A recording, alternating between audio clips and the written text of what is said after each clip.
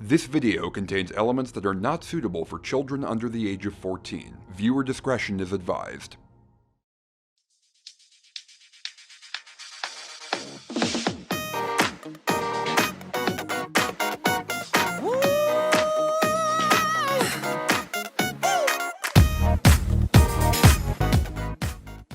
Hey guys, Sean Fay-Wolfe of Diamond X Studios here, and remember the last video in this series where I was going on and on about how 2022 seemed to be a year where there were basically no big hit songs that anyone actually cared about, leaving the top 20 filled with a bunch of overplayed radio fodder that left next to no impact and gave me nothing interesting to say? Well, as I write this, Kate Bush is sharing the top 10 with Filthy Frank.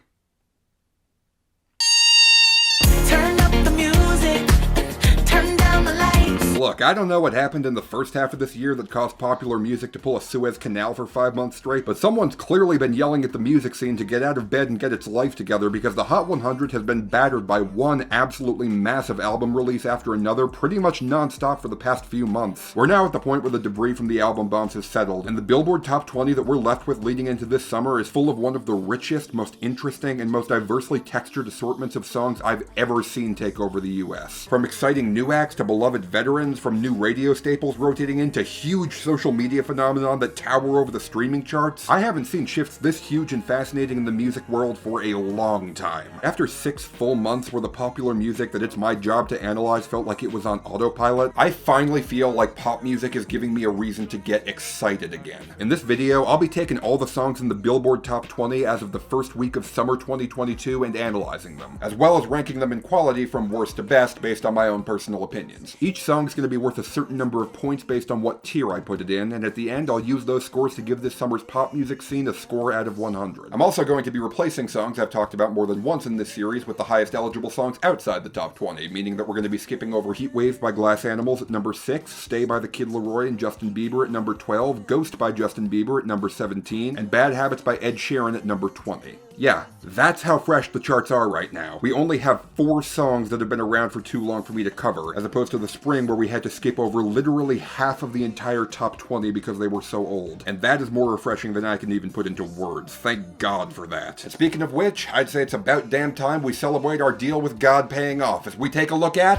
We've been doing all this late night talking about anything you wanna till the morning.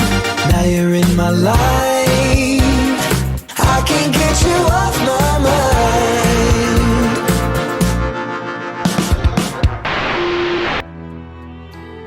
Everybody hurts. Well, I'd say this one has grown on me. Atomically. Oh, the misery. Everybody wants to be my enemy. I once saw a comment that said, Imagine Dragons makes music that makes your cousin want to enroll in the army. And yeah, that's basically the reason this and most other ID songs are so easy to hate, going on and on about being this crazy badass who's fighting the system while being the most generic corporatized thing in the universe. I'll give it this though, I truly can't imagine a more fitting theme song for Netflix's most popular show. Bad things. It's a lot of bad things that they wish and they wish and they wish and they wish and they wish on me. Bad bitch, I could be a fantasy. I could tell you got big D energy. I already went off on this one pretty thoroughly in the last episode, and I honestly have no desire to discuss it any further. You can go watch my spring ranking if you want my full breakdown. The TLDR is that A, this is a lame version of an incredibly overdone sound, B, the whole premise is based on a dead meme used wrong, and C, Dr. Luke can go shove a rusty railroad spike up his... Well, at least one right now is finally gone. Girl, I like you, I do. I wanna be a friend, go shopping in a Benz, I like you. I feel like come year's end, I'm gonna have to file a full coroner's report on what exactly happened here, because I don't know if I've ever seen a rapper fall off harder in terms of public interest than Post Malone did between Hollywood's Bleeding and now. This guy was the defining white boy of hip-hop for the past half a decade. Very few artists of any genre came close to matching the sheer level of popular success this man has enjoyed, and yet the public has responded to his first major release in 2 years with such overwhelming apathy that I'm half convinced Jeffrey Katzenberg must have raised nearly $2 billion to fund it. I'm not saying that 12 Karat Toothache is an unsalvageable project. There were a few tracks in there that I did actually like, but even at its best, this album marked the first time in years that I was reminded that Post Malone was the guy who made White Iverson, and that is very much not a good thing. I'm not at all surprised that only 2 songs from the album managed to hit the top 10, nor am I surprised that those 2 are among the most shameless sellouts that I've ever come across in my time doing this job. Post Malone straight up said that he had no interest in charting high with this album and that he was just going to make the music he wanted to make, and I can at least respect the purity of that, but it's extremely clear that Republic weren't willing to let such a fat cash cow go dry without a fight. It's obvious that the label would only let Posty do his own thing with the album if he was willing to make a handful of trend-hopping fluff tracks for them to sell to iHeartRadio, and this is the fluffiest, most zero-calorie disposable trait that he's ever put out by an enormous margin. I mean, you realize what this sounds like, right? I like you, I do. I hit you in a leg, can you fit me in your plans? Can you stay up all night? Fuck me to the daylight. Yeah, the label is so desperate for this mushy, hookless glob of an album to have at least one hit that they're forcing the I Fall Apart guy to try and be the next Ariana Grande. Up to and including the guest artist. Let me know when you're free, cause I've been trying to hit it all week, babe. Why you acting all sweet? This past March, Doja Cat had a bit of a social media meltdown, saying, among other things, that she was intensely burned out, that music was dead to her, and that she was a fool for ever thinking she could handle this. I can only speculate as to what caused her to say this, but what I do know is that Doja Cat got into this whole music gig in 2018 wanting to do nothing but moo and shove fries between her boobs, and now she's being paid to pretend that she wants to have sex with Post Malone. Bad bitches only, ain't no mediocre. No, don't want no mediocre. I won't hit no mediocre. You. God, talk about a shrinker. And I can put you in. I can put you in. It's really upsetting that the perception of Jack Harlow over the past few months has changed from, oh, he's a pretty cool guy, I'm glad he's around, to this guy's a sellout hack who sucks. And what's even more upsetting is that I completely understand why it happened. I'm not going to say that Jack Harlow sucks, because that's a lie. Every song of his that got big before 2022 showed him to be a genuinely talented guy with a real ear for creative rhymes, a good flow, and an extremely likable Rorschach test of a persona that was either humble and self-deprecating or effortlessly slick and cool depending on how you read it. First Class, on the other hand, thoroughly destroys any notion of humility by making it incredibly obvious that Jack Harlow now thinks that he's too cool to try. Back in 2019, I was outside freely, but now they got it out for me. I'm the biggest pop rapper in the world right now. I can afford to buy a pre-made hook that's guaranteed to hit it big since everyone already knows it, and I can just let the hook do all the work for me. Should I fill up the rest of the song with well-crafted rhymes and intricate flows? Nah, I think I'll just devote an entire bar to fruit jizz. Pineapple juice, I give a sweet semen. Honestly, if this song keeps shrinking on me at this rate, it might fall into the lower tiers by the end of the year, because the only thing keeping this song even slightly buoyant at this point is the strength of the hook, as well as the way that Jack plays around it lyrically. I've been throw up the sex in That's cute. A tiny little dollop of Harlow charm that manages to stick around. But even then, it kind of bugs me that he only did that with the first half of the word. You did a good job playing around with the glam, Jack. I just kind of wish that you had also played around a bit with the chorus. I'd let Jack Harlow play with my chorus.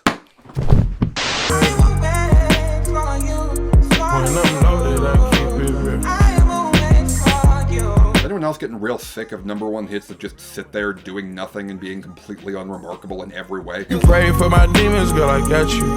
Every time I sip on codeine, I get vulnerable. I mean, what do you want me to say about this song, really? Yes, it gave Thames a number one hit, and that's awesome. I hope she gets a lot of new fans off of this, but it's not like those vocals are original. It's yet another pitched up R&B sample slapped into a song that's nowhere near good enough for it. Once again, I want to clarify that I've got nothing wrong with sampling as a concept. Taking pre-existing music and recontextualizing it can be a great thing when it's done right. Thames' hook is beautiful and haunting, because of course it is. The woman is one of the best hook factories in the world, but that is all this song has, meaning there's essentially no reason to listen to it when the original Thames song exists. I mean, what did they add? Annoying the sounds of the storm when it comes. She understand I can't take her everywhere, nigga going. Oh, would you look at that. Future is hazed out in the drugged up stupor, mumbling about being trapped in his feelings. How about that. And I'm gonna take a wild guess and say that Drake is, well, I don't know, failing at his relationship because he's a massive dick to women. Yes, he's failing at his relationship because he's a massive dick to women. You got better when you met me, and that ain't coincidental. Tried to bring the best out you, guess I'm not that influential. Charming as always, good sir. Look, I get why Future and Drake are so big. They're not even rappers, really. They're brands. Reliable, proven assets where you know what you're getting with them, and people like to know what they're getting. I'm not surprised this is such a big hit. It's gonna be a staple on a lot of people's playlists for a few months. But if 3 years from now this #1 smash hit is only remembered as that thing that told the normies who Thames is, I will be neither disappointed nor surprised. Baby,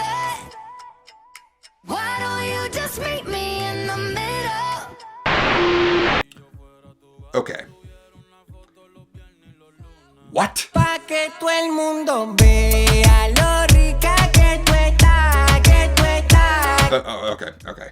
Let me explain why this song being here makes me slightly flabbergasted. Like I said in the intro, over the past few months, there's been a pretty non-stop torrent of massive blockbuster album releases. And not from new artists either, no, I'm talking from A-list superstars. Back to back, we got Harry Styles, Post Malone, Future, Jack Harlow, and Kendrick fucking Lamar, each bringing a massive new flood of songs to the charts each week. Of course, most of those songs don't end up staying around on the Hot 100 for very long. The label chooses one or two of them to promote as singles with ads, music videos, and radio play, and the rest fade away rather quickly. Harry Styles has 2 songs from his album in this ranking, while Posty, Future, and Jack each have 1, and Kendrick remarkably hasn't been able to get any of his songs to stick. I'm honestly kind of amazed that Kendrick's first new release in half a decade evaporated from the charts as quickly as it did. But here's what's even crazier than that.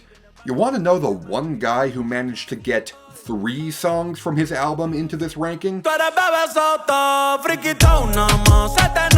Yeah, incredibly, Bad Bunny, despite dropping his album before any of those other guys, has 3 stable hits in heavy rotation right now, making him the undisputed winner of this battle royale of blockbuster albums. I knew he was probably going to do the best internationally, which he demonstrably has, with Un Verano Sin Ti becoming the first album ever to be streamed 2 billion times in 1 month. But I'm not gonna lie, seeing him outperform Future and Kendrick in the United States is kinda throwing me. I mean, don't get me wrong, I knew that Bad Bunny was huge in America. I just didn't know he was outperforming a half dozen of the biggest and most beloved artists in a country where most people don't speak his language huge. So yeah, Bad Bunny deserves absurdly massive props for that. This is one of the most impressive album rollouts that I've ever seen in my life, and because of that, I really wish that I had more to say about the actual songs themselves. Y en la calle ando suelto, pero por ti me quito. Si tú me lo pides, yo me porto bonito. I mean, yeah, that's a Bad Bunny song, alright. Languid yet pulpy and percussive reggaeton beats, relentless horniness, and a whole lot of drawn-out tenor runs, mostly. Contigo tengo que apretar. Yeah, I'm not entirely sure why Benito decided to get half of washed-up reggaeton duo Plan B, that being a fitting name since his voice sounds so uncannily similar to a baby wailing in your ear that you're definitely going to want to stock up on the contraceptives after hearing it. La calle ando suelto, pero por ti me quito. Seriously, I don't understand why it's so hard for reggaeton artists to understand that Tebote vocals are not pleasant and nobody actually enjoys them. This song was an inch away from dropping a tear for that reason specifically. You know that the music world is overstuffed with incredible things to talk about when BTS breaking up feels like a minor footnote. The best moment is yet to come. Moment is yet to come. So yeah, that's a thing that's happening. BTS, the South Korean boy band phenomenon with the most unnervingly devoted fanbase this side of Musk Daddy, have announced that they're going to be going their own separate ways to pursue solo projects. Technically speaking, they're not breaking up. They said that they're going on hiatus, but when you consider that One Direction and Fifth Harmony are also both still on hiatus, along with the fact that BTS has already far outlasted the 5 years that K-pop groups typically stay together, well, let's just say that hiatus is a very relative term. To be clear, even that might not end up being true. Their parent company lost so much money after the announcement that they're now trying to backpedal even on the idea that they're taking a break at all, but wherever the chips end up lying, it's very clear that Yet to Come is a song for the end credits. I mean, that's literally the entire purpose of the song. BTS hop over a pretty nifty hip-hop beat and rap back and forth between Korean and English about all the amazing things they've been lucky enough to experience over the past decade, and how this is just the beginning of all the amazing things yet to come. For my part, I will say that as obnoxious and miserable to deal with as K-pop stans can be, that doesn't change the fact that BTS is one of the most incredible pop culture phenomena that I've ever witnessed. The fact that such a singular, eclectic group were able to find such a devoted international audience that the Billboard charts literally broke under the strain of how much money the fans were willing to throw at them is truly remarkable. And while very few songs of theirs have ever truly clicked with me personally, they expanded the horizons of what pop music could be in Korea, in America, and worldwide. And for that, I'd like to show them my respect in the only way that I know how to. Here's to the ones that we've got. Cheers to the wish that you're here, but you're not. 'Cause the drinks bring back all the memories of everything we've been through.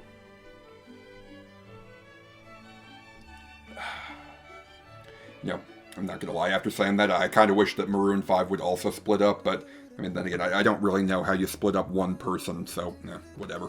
Now this is interesting. Between a rock and a hard place, red wine and mistakes, tears rolling down your face. Okay, I'm not going to bury the lead here. I don't have a whole lot to say about Rock in a Hard Place by Bailey Zimmerman as a song. I mean, there is a lot to like about this one. I can definitely see why it shot off like a rocket out of nowhere. Clearly, this is a sound that a lot of people are interested in, but the thing is that Something in the Orange by Zach Bryan also exists. To you, I'm just a man. To me, you're all I am. Where the hell am I supposed to go? Yeah, this is a song that's been hovering around the bottom of the top 40 for a few months now. It's easily one of the best songs of the year, and it's essentially just a better version of Rockin' a Hard Place. Both these songs are downbeat fusions of country and mainstream rock tropes about reflecting on a relationship that simply refuses to work no matter how badly you want it to. But Zach Bryan managed to capture that through a heart-wrenching vocal performance over a beautifully stripped-back gothic hum, while Rockin' a Hard Place is basically just a B-tier Morgan Wallen song. I'm not trying to say it's redundant. I'll take any fusion of rock and country of any variety that the mainstream pop market can get its hands on, but this melody isn't a particularly strong one, and Zimmerman's very solid vocals can only carry it so far. Once I've listened to a single verse and the chorus, I feel like I don't really need to hear any more of it. And considering how this song got big, I think that most people tend to agree with me. At number 1 on the country charts, we've got Rock and a Hard Place by Bailey Zimmerman. Let's go! Yeah, when I compared this to Morgan Wallen earlier, that wasn't just in the way this sounds, but also in that Zimmerman seems to be a master of promotion using TikTok to really build up grassroots support for his song, which is something that no country artist besides these two have been able to pull off. Wait, didn't the Fancy Like guy do that too? That's when I lost it. Midnight in Austin. You guys have to understand, country songs don't debut this high on the charts even at the best of times, especially not from an artist no one has heard of before. One of the reasons that Morgan Wallen has the best-selling album of the decade so far is that he was the first guy who figured out how to blend the natural loyalty of the country audience with the grassroots hype and marketing machine of the TikTok audience. And it seems like we may now have a second guy who's cracked that code, which leaves me extremely excited, because while I might not love this song in particular, I've very rarely seen any artist radiating potential from every angle like Bailey Zimmerman. You bet that I'm going to be keeping a close eye on him.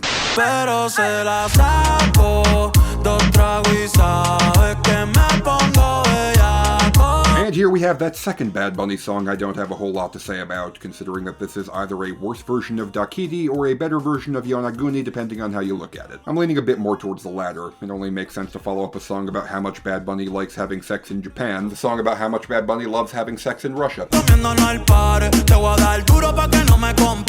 Okay, no, the song isn't really about Benito going to Moscow and getting his nesting doll on. It's really just an inessential but still fairly nice sounding piece about general mixed feelings around a tangled relationship, with the title being a reference to the cocktail called the Moscow Mule, one of his favorite drinks. I've never actually had one before personally, but I guess I'll have to give it a shot. I'm interested in Russian drinks. I actually just tried my first Molotov cocktail the other week, as a matter of fact. My God, that's disgusting. My God, how the hell does anybody stomach this shit?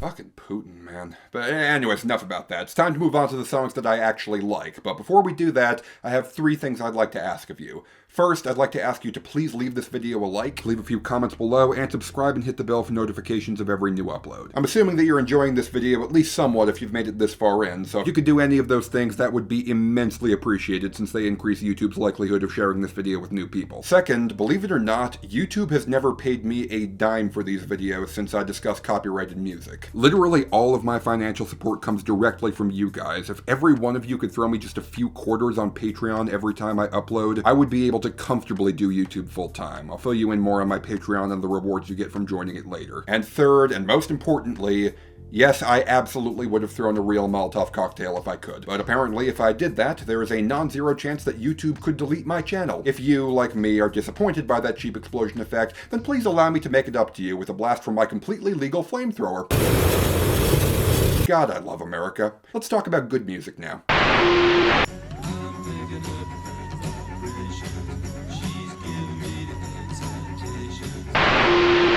You know what? Life's too short to dislike this. We've been doing all this late night talking about anything you wanna till the morning. Typically, if my opinion on a song changes in the time between me recording a segment on it and editing that segment, I just accept that my opinions are fluid and ever-changing, and that segment was a screenshot of how I felt at the time. But Late Night Talking by Harry Styles was a song that I couldn't stand 2 months ago, which, over those 2 months, has really clicked into place for me. This means that I can speak from both sides of the opinion on this song, which has easily been one of the more contentious big hits of the year. You either love it or you hate it, and trust me, I do get the argument for the latter. I mean, let's be real, this instrumental does kinda sound like you ran over a SNES cartridge with a golf cart, and I do think it all kinda piles up into an ugly faceplant at the end of the chorus, but not only is the rest of that chorus intensely catchy, but I do think this song on the whole manages to do something that I didn't think was possible by finding an untapped market of 80s nostalgia. A lot of people think of the MTV era as very slick and polished, but this song seems to harken back to the primordial stew of the pre-MTV 80s, when synthesizers were this brand new innovation that we weren't entirely sure how to use properly, leading to a rougher, more low-fidelity brand of synth pop that I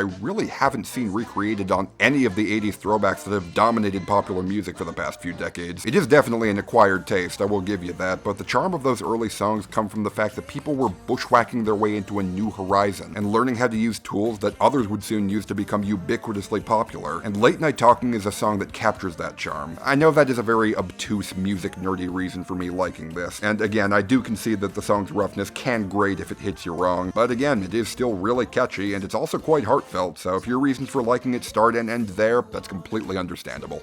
So, have you ever heard the story of the Australian cane toad, where Australians were dealing with an infestation of insects destroying their crops, so they released a bunch of imported toads into the wild, only for the toads to both fail to control the bugs and multiply so rapidly that they overwhelmed the ecosystem and seriously harmed the continent's biodiversity, essentially meaning that their attempts to solve their problem just ended up making the situation twice as bad in the long run? Yeah. Thinking about all I've wasted on you, all of this time and all of this money, all of these sorries I don't owe you, honey. Wasted on You by Morgan Wallen being in this ranking is actually quite noteworthy, because I've actually talked about this song in this series before, over a year ago in the spring of 2021. This is only the second time that I've ever had a song drop out of the top 20 after one of my rankings and then come back to it several months later. The only other time this happened being the return of Lucid Dreams to the top 20 after Juice WRLD's passing, which is definitely not what happened here. Wasted on You made it into my ranking in early 2021 off of Morgan's album being new at the time, and now it's back here again more than a year later because the label is finally promoting singles from the album after not being able to touch them for a year. And frankly, I think this is kind of the perfect illustration of the trolley problem that the whole Morgan Wallen situation has led us into. All of these miles on this Chevy and present a few of them days I spent wasted on you.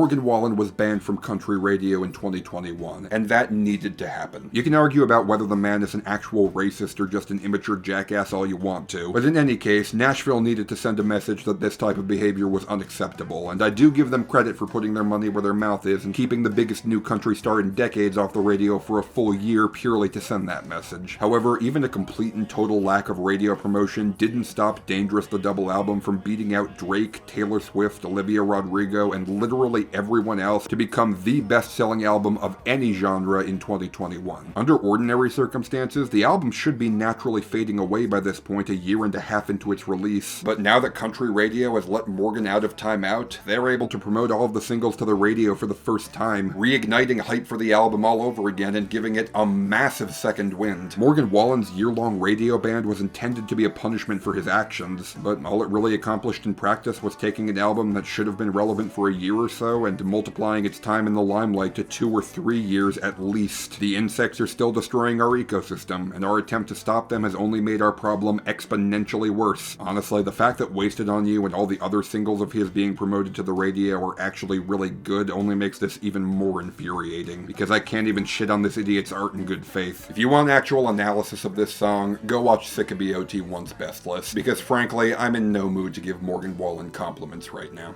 On the other hand, here's someone who I have no reservations about giving compliments to. Alright, it's about damn time. Turn up the music.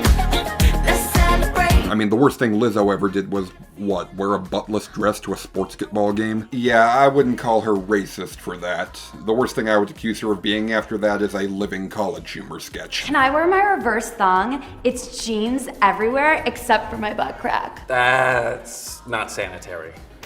Don't sit back down. In a minute, I'ma need a sentimental man or woman to pump me up. I know I've talked pretty extensively about how I'm sick to death of all these new disco throwbacks, particularly the idea the music industry seems to have gotten that you can throw literally any female rapper onto one of those beats as a means of printing easy money. And so when I saw that Lizzo was exploding with buzz on TikTok with a big new hit for the first time in years, I was initially pretty let down that this was what all the fuss was about. However, it wasn't long before I came to a pretty important realization. This isn't new disco. This is actual classic disco. Out of all the disco throwbacks that have dominated the past few years, even most of the ones I've liked, I mean, let's be real here, 9 out of 10 of them came out of the oven sounding extremely watered down. There's no real spark of life, soul, or flamboyance to most of these tunes. They're not getting made because these people actually care about the importance and history of disco. They just know that throwbacks are guaranteed to sell. And please don't think I'm being a snob. Like I said, I've liked a lot of these throwbacks, but the burnout has been catching up to me very quickly as of late. And so I can't tell you how great it is to hear a disco throwback from someone who actually seems to understand what made disco so great and important in the first place. A lot of people tend to forget that disco is an offshoot of Philly soul, a hugely popular 70s R&B format defined by its lush and textured orchestral arrangements. And About Damn Time is the first big disco throwback in years that doesn't sound completely synthetic. Turn up the music.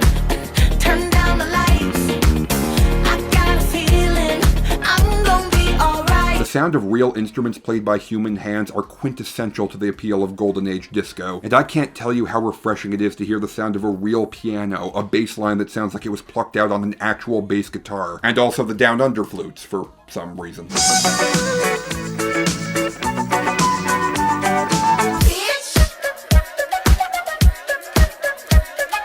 So yeah, good shit here. Not great, unfortunately. As much as I love the instrumental palette of the song, I really don't think its composition or structure or anything special. It's the most basic bitch hit that Lizzo's ever had by a pretty wide margin. But hey, if there's one thing Lizzo excels at, it's making the word bitch look good. I can't believe we're finally alone. I can't believe I almost went home. Boyfriend by Dove Cameron is easily the most contentious hit of 2022 so far. You either really love this one or really hate this one. I feel like I'm going against the grain by putting this song at a pretty middling spot at number 8, but, you know, tradition. Now, typically when I call a song contentious, I mean that it has a couple questionable lines in it or a certain style choice that lands very differently on different people's ears. And I will say that this song's sound is certainly divisive enough on its own. The whole Riverdale soundtrack aesthetic certainly isn't for everyone, but that is not the part of the song that's gotten people talking. I could be a better boyfriend than him. I could do the shit that he never did. Up all night, I won't quit thinking I'm gonna steal you from him. Yeah. That's the long and short of it. Boyfriend is a song that a lot of people are celebrating for being an explicitly gay anthem about a girl taking initiative to convince another girl to leave her inattentive boyfriend, while a lot of other people seem to be put off by how, let's say, pushy it is. What am I gonna do? Not grab your wrist? Yeah, I don't know if I would have kept that line in there. That's kind of a lot. If I could give you some advice, I would leave with me tonight. Look, obviously this is a song that I can't really relate to directly, so I just have to take what I see here at face value. And for my money, I think that this song is both very interesting and really cool for what it is. Yeah, it is a bit pushy, but it's not like when a guy writes a song to convince a girl to fuck them where she's presumed straight by default and the only thing holding her back from fucking the guy is that he's either a prick, a eunuch, or somehow both at once. I suppose a plain text reading of this song could be just a gender-swapped version of that, where Dove sees a hot girl at a party and decides she has to have her no matter what, what, but when you put it over this massive swelling Bond theme of a production job, it ends up feeling like something much bigger than that. Like Dove can just tell that this other girl wants to come out of the closet and just needs someone to take the initiative and lead her, which incidentally is a situation that my non-straight friends tell me does in fact happen all the time. Honestly, I think that little stinger at the end is what diffuses it from being too much. I could be such a gentleman, plus all my clothes would fit.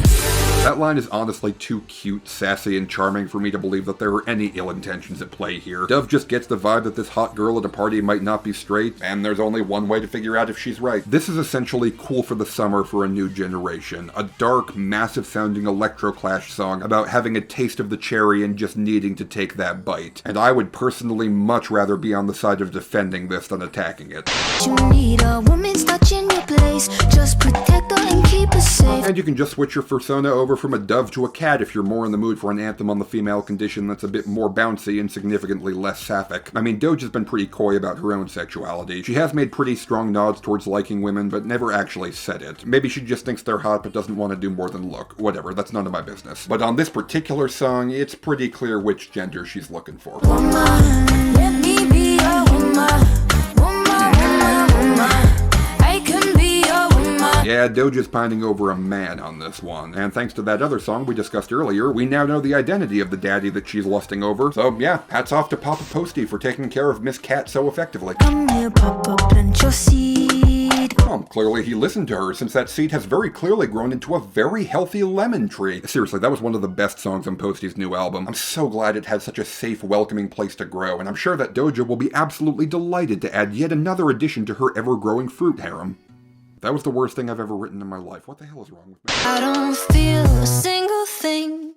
Have the pills done too much? There are very few feelings in the world more exciting to a music critic than discovering a new underground song with some viral buzz, knowing that there's no chance that it won't be a hit, and watching it climb slowly over time until it reaches the level of massive success that you always knew it had in it. And I have to say that watching this innocent little song emerge from its cocoon has been one of my greatest joys as a chart watcher over the past few months. And I know I'm not the only one. This song has spread around my group of friends like wildfire. I've seen a not insignificant number of people call this one of their favorite songs of all time. And while I'm obviously not going to go anywhere near that far, I do kind of get it. Do you ever get a little bit tired of life? Like you're not really happy but you don't wanna die. Like you're hanging by a thread but you gotta survive. I almost feel like this song was designed in a lab to appeal to every Zoomer in the world through the language they communicate best in. Raw, uncompromised emotional bluntness. Like your body's in the room but you're not really there. Like you have empathy inside but you don't really care. This song doesn't mince words, it doesn't pussyfoot around the subject. It says, hey, I know literally exactly what your mental state is word for word, and I want to let you know that you're not the only one going through this shit. There have been plenty of big teenage songs in the past few years about the general topics of depression, loneliness, and disillusionment, but we've never had a hit song that walks up to teenagers and just says, yeah, I get you. You're worried about over-medicating, you have no drive to stay in touch with your friends, you feel intensely empathetic but have no clue how to put that into action, and you're sick of trying a million different small tweaks around the edges to improve yourself. There's obviously a puzzle piece missing and you have no clue how to find it. A little bit tired of trying to care when I don't. A little bit tired of quick repairs too cold. This is a song of specifics where M. Behold holds absolutely nothing back, with the knowledge that if she feels something, a whole lot of other people out there must feel it too, thus turning this into one of the most effective You Are Heard songs ever made. And even beyond those lyrics, this is just a really well-crafted piece. The production is really interesting, with a kind of lumpy yet really neat groove that feels like you put a thin coat of lo-fi bedroom pop over a much more competent version of AJR. The hook is one of the strongest of the year, and the title of Numb Little Bug is both immediately ear-catching and a perfect closing line to summarize how the world relentlessly beating down on us for years makes us feel. The only reason this isn't in the excellent tier is because it wore out on me way faster than I was expecting it to. I'm frankly pretty sick of hearing it everywhere by this point, but that's 100% a me problem. And it doesn't stop Numb Little Bug from being one of the most well-constructed and respectable songs to hit it big in quite some time.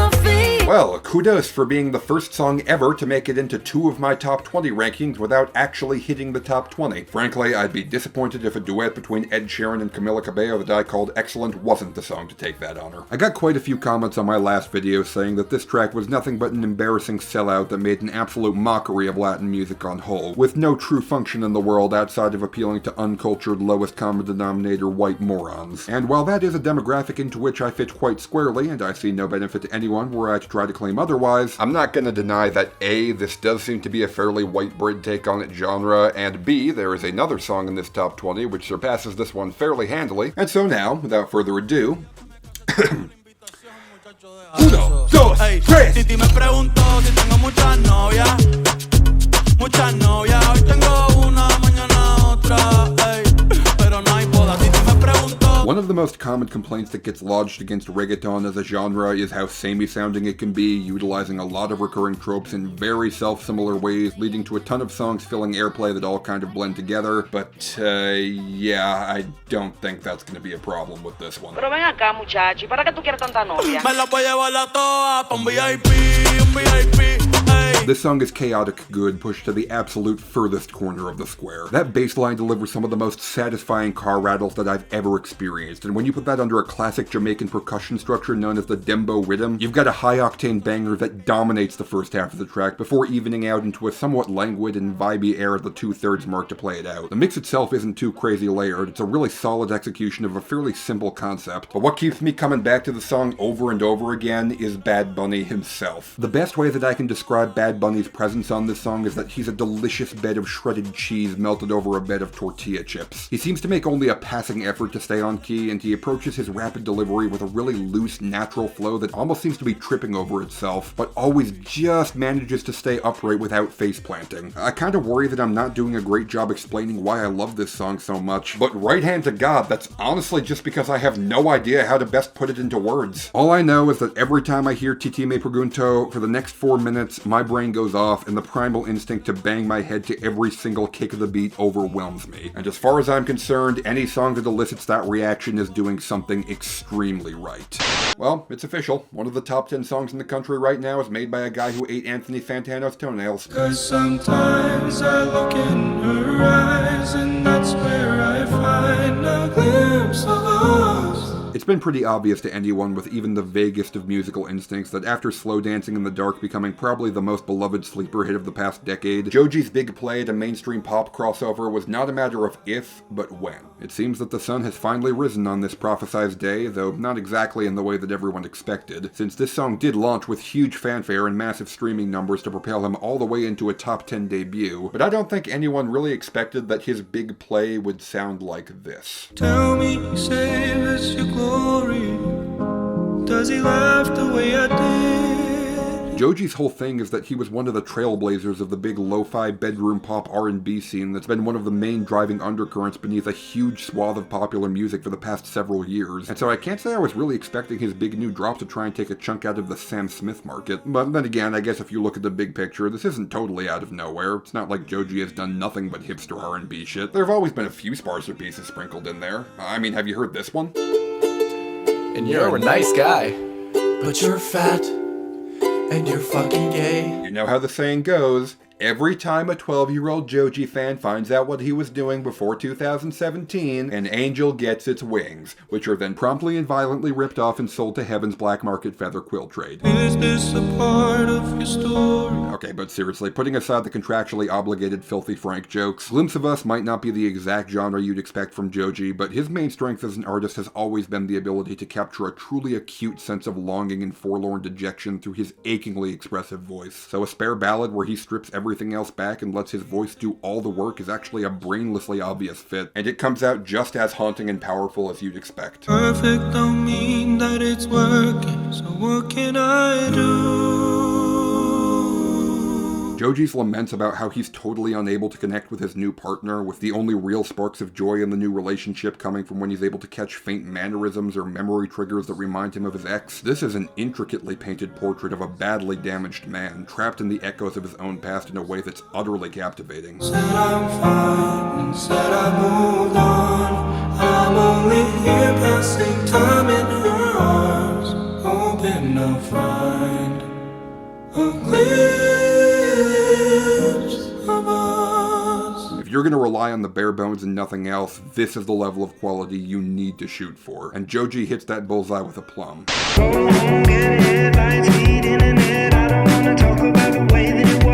3 months later, still at number 1, and somehow still getting better and better with every listen. My thoughts on this song are virtually unchanged. It's still one of the most captivating, moving listening experiences to hit the pop charts in years, and if you'd like a full breakdown as to why, I suggest you go back and check out my top 20 ranking of this past spring. I covered it pretty thoroughly there. Of course, As It Was took the number 1 spot in that ranking, which raises the question, what possibly could have unseated it? This song is genuinely as close to the fabled label of pop perfection as any hit this big has been in years, and yet it's only my second favorite song of this season. Frankly, the only thing that could possibly manage to dethrone Harry from the number 1 spot would be an act of God. Or, barring that, perhaps some form of deal with him. It's you and me. And if I only could, I'd make a deal with God, and I'd get him to swap our places. I'm starting to think that 2022, as a year of popular music, is essentially a spiritual sequel to 2014. I mean, think about it. Both years started out with the biggest Disney song of their generation, followed by the pop charts basically refusing to move for months on end as nothing interesting got released, with the biggest musical event of the summer being a massive pop culture phenomenon that thrusted throwbacks into the forefront of the music world, and, in the process, introducing the new generation to some of the greatest pop songs of all time. And I don't think it's exaggeration to call Running Up That Hill by Kate Bush one of the greatest pop songs of all time. There is thunder in our hearts.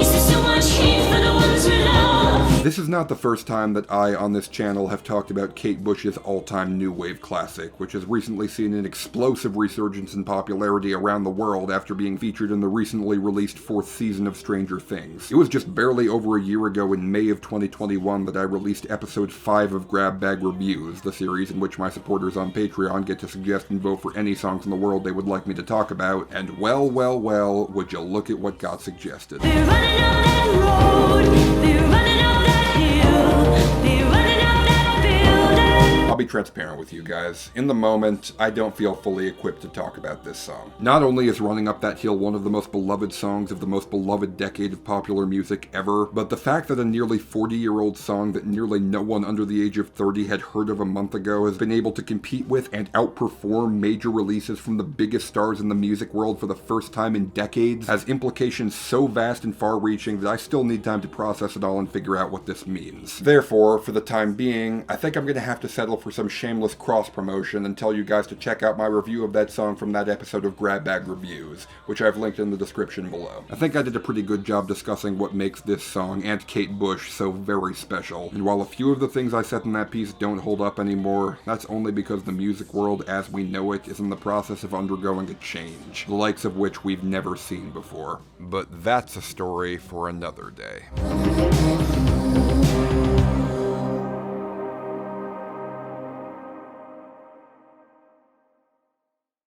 So that's summer 2022 for you. We've got 1 terrible song, 2 bad songs, 2 mess songs, 4 decent songs, 6 good songs, and 5 excellent songs. Tallying it all up, that gives us a 67 out of 100. A good step up from the 62 we had in the spring that almost doesn't feel like a big enough increase to reflect just how much more exciting popular music is now than it was 3 months ago. Unlike in the spring, where I felt like the top 20 songs were only there because something needed to fill the radio, despite nobody really caring about any of them, looking at this top 20 felt like I was on the bleeding edge of the music that the most people in this country are talking about and listening to right now. I legitimately have no idea what the pop music scene is going to look like 3 months from now, and that has me incredibly excited. I can't wait to see what the rest of the summer brings to us. Of course, there's far more to popular music than just the American top 20, and I'll be giving you guys recommendations for songs charting around the world, which will be worth your time to check out in just a few minutes. But before we do that, I'd like to remind you one more time to please leave this video a like, subscribe, and hit the bell for notifications of every new upload, and leave me a comment with your thoughts on the video, the songs I discussed in it, or literally anything else. It only takes you a few clicks to leave me a like and comment, and like I said before, those interactions are 100% responsible for YouTube choosing what videos to show to new people, and so if you could do that, I would dearly appreciate it. And now on to the recommendations. These are songs that are charting around the world right now that you guys have decided to give some shoutouts to. Let's take a look. I want you.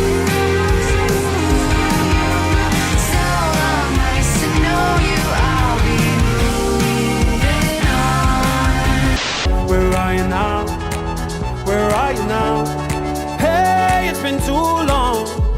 mind just like my favorite song going round and round my head.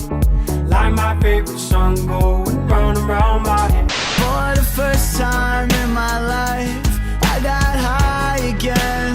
Everybody tells me I'm a letdown. Every day I'm trying just to hold on. I knew that I was different all along. She's got everything that I don't have, and she's all I wanna be, all I wanna be. So bad, so bad. Every night's a heartbreak. Hey, don't think about it. Hey, just let it go. 'Cause her boyfriend is the rock and roll. So tell me where to put my love. Do I wait for time to do what it does? I don't know where to put my love. Break me down, and I call you mine, and I know I've been around, and I call you mine. Dress me in black, cover me in roses. Stand at the back, go in my best clothes. Yeah, pretend to be sad, but they saw it coming, and they'll say no way. She was always mine. I was lost within the darkness, but then I found her. I found you.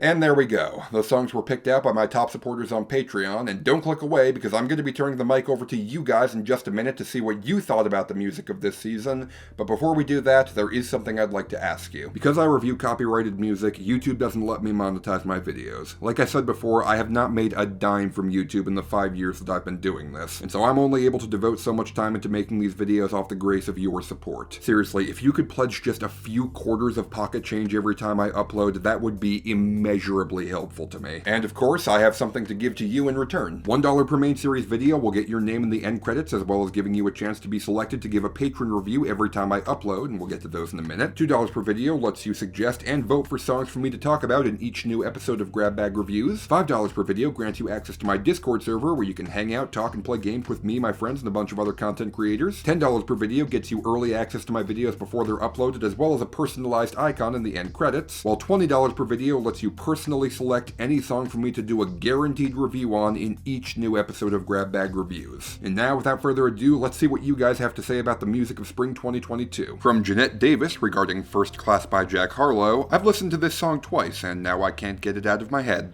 Please send help. From Caddy Kit regarding This Love Taylor's version by Taylor Swift, this song is my favorite from 1989, and honestly, the re-recording was a little underwhelming after recovering from the excitement I had initially. Mind you, the production was probably better, really, but the way Taylor Swift has sung most of her re-recorded songs has been something of a contention with not only this song but others like Treacherous, because a big reason I enjoyed them to begin with was their emotionality, and the vocals not coming from an emotional place as much don't sit with me as well. From Mike Duggar regarding She's All I Wanna Be by Tate McRae. So this song's about to leave the chart in 2 weeks, so I want to say something quick about it. She's All I Wanna Be might be one of my favorite songs of the year because of the cool rock instrumentation, and I personally think that woman sounds good on it. To be honest, this felt more like a hit than most of what was charting in the first half of 2022. I can only hope it squeezes on the year-end chart because Tate needs a better representation of her instead of You Broke Me First on year-end charts. From Sorry P Official regarding Enemy by Imagine Dragons and JID. So instead of talking about Enemy by Imagine Dragons and JID, I want everyone to listen to 3 other songs from the Arcane soundtrack instead that should have been hits. Those being Snakes by Paris and Miyavi, Dynasties and Dystopia by Denzel Curry, Giselle and Bren Joy, and Misfit Toys by Pusha T and Mako. They are so much better than Enemy and should have been hits instead of the mid-paced sludge we got as the actual hit.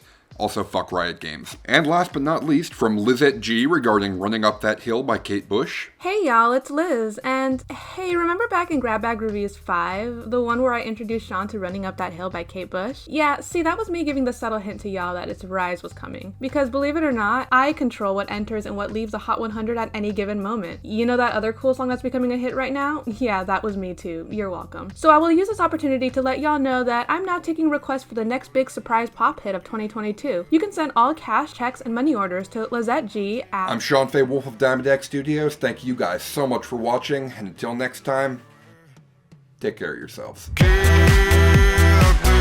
que la noche sin ti duele.